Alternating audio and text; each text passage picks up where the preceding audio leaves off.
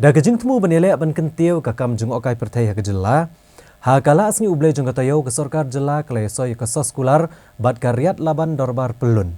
Ban Shna ke Ropeway na Shillong Viewpoint ke badan ha ulum Shillong. Shaka Forest Nursery ke badan Riat Laban.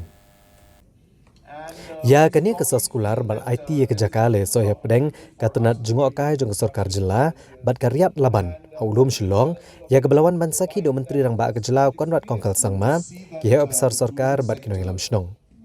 Kani ke Ropeway kendai ke bening kong kejelai ke balamang, bantai ke jinglut ke bankot cis pak lepu praklur tengka. Haga bagi pat ba kila ban syong daga Ropeway na Shillong Viewpoint hado ke Forest Nursery. Haba keren ke jingelang konrat kongkal sangma, ulai kublai ke Riat Laban Dorbar Pyllun ke bala IT, syak Sorkar jelai ke Jaka ban Shna ke Ropeway. Ulong bakakam jengok okai pertai kalong kakam kebakongsan naga jela kabala nok senyang bat kentiu kayok kokot bat kentiu ru ya kejing seng ya kikam kejam hagi jakanong kendong. Uli itu bagi Sorkar kala simkhia ban kentiu kakam jengok okai hakaba kala penmi arjarsan sepatligi homestay lengba ke homestay scheme. Nangta kejing play ya ki 5-star hotel ba kejing pelat pat ba ya ki luxury vehicle scheme.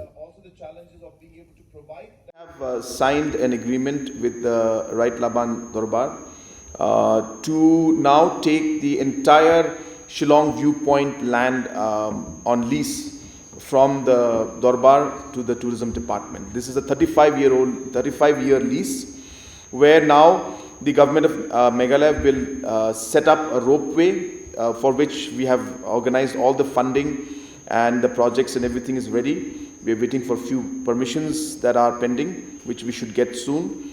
And we will be developing this entire sector, the ropeway and the entire place on top into a very high-end tourist location. And we are very happy and thankful to the Riat Laban Dorbar for having signed this MOU with us. And I'm sure that this will completely change the experience for all the tourists and visitors in the days to come. The Shillong Peak Viewpoint, the Shillong Viewpoint is actually one of the most visited sites in the state with one of the highest footfalls, and hence we feel that it's got a huge potential. And so by taking this step, I'm sure that it will really exponentially increase the overall value of that location.